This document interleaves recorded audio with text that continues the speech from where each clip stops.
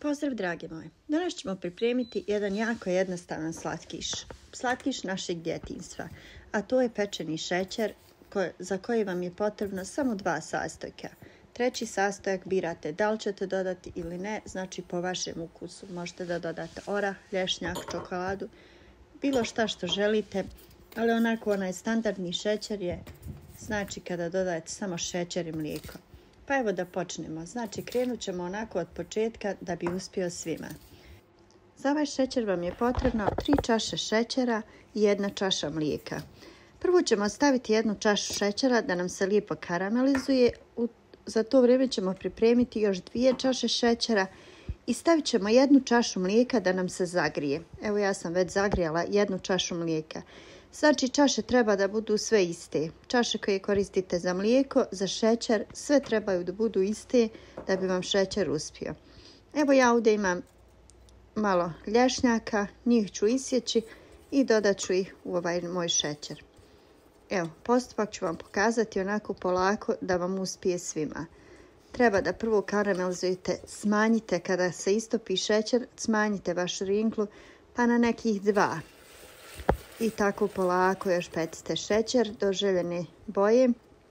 Dodajte naravno zagrijano mlijeko i pazite, miješajte da vam ne pokipi, ali se pazite jer ovo malo zna da štrca pa da ne bi se spršili. Evo ovako, sad sačekat ćemo da nam se šećer lijepo istopi u ovom mlijeku pa ćemo nastaviti dalje.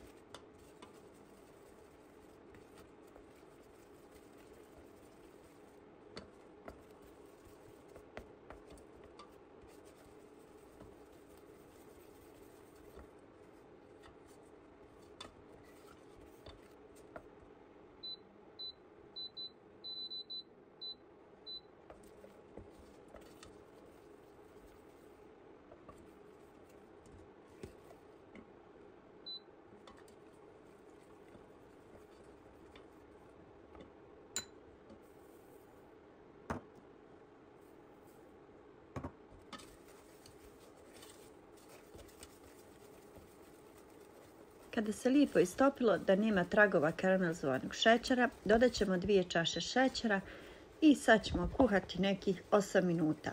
Pritom ćemo stalno miješati da nam ne bi zagorilo, a pokazat ću vam polako kako treba da bude kada je gotovo.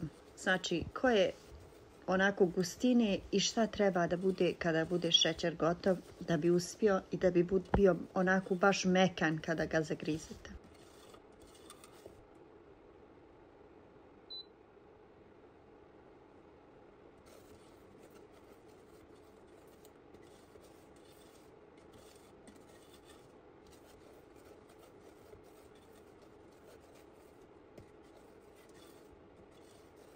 Jako je bitno da šećer stalno miješate. Znači smanjite temperaturu na neku 3.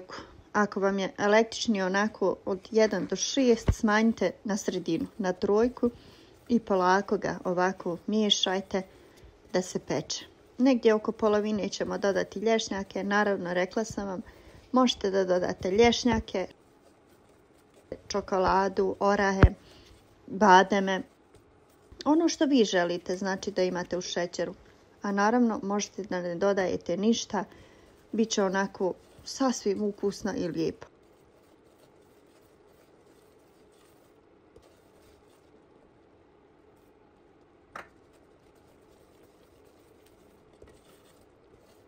I evo pogledajte, šećer je baš onako lijepo počeo da se kuha. I sada mu je potrebno još samo nekih 5 minuta ovako da miješamo i da nam šećer onako lijepo baš bude kako treba.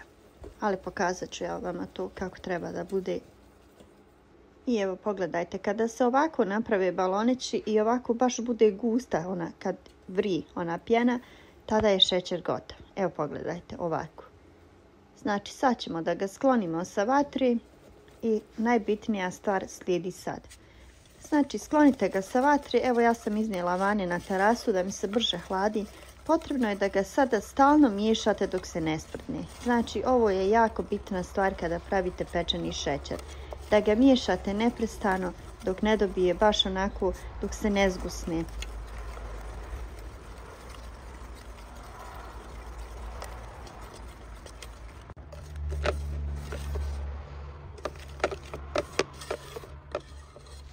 proces traje nekih 5 do 8 minuta da izmiješate da vam se ohladi.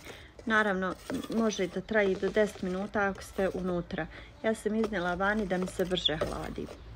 Evo, a ovo je jako bitna stvar, da miješate šećer jer on onako baš dobije nekako drugačiju teksturu i bude baš onako mekan, lijep i ukusan kada ga baš miješate dok se peče. Evo, pogledajte već kako je lijepo zgusnuo se.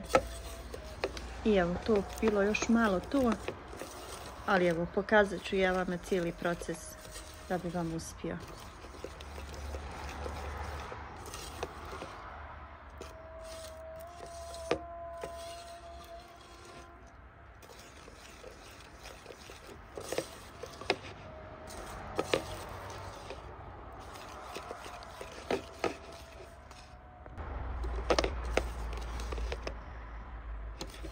I evo, kada je šećer došao do ovakve teksture, već je vrijeme da ga istresete u posudu ili neki pleh.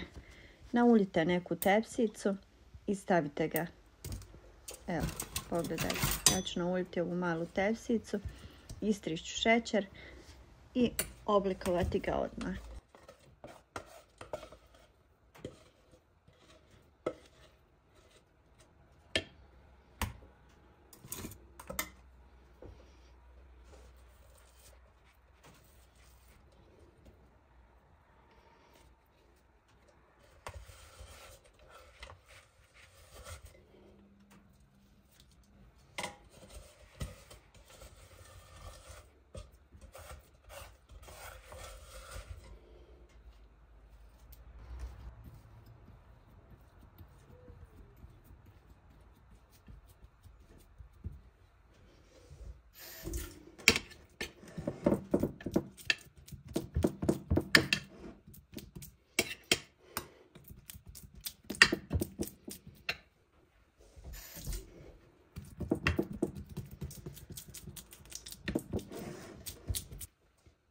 Istreste šećer, odmah ovako napravite linije na njemu, jer će vam posle biti lakše da napravite kockice. Kada ih sada napravite odmah dok je šećer topal i ostavite da se ohladi. Evo ovako, onako kako želite da vam budu velike kockice, to napravite odmah. Jer vidjet ćete posle kako lijepo kada se ohladi, budu lijepe baš kockice, odmah pucaju.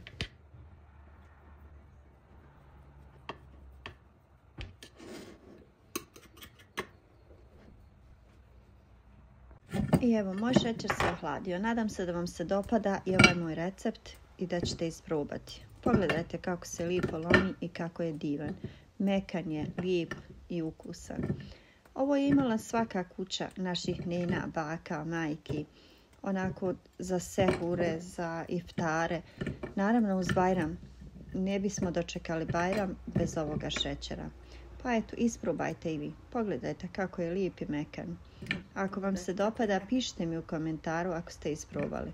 Hvala vam još jednom što ste tu, što me pratite i što me podržavate.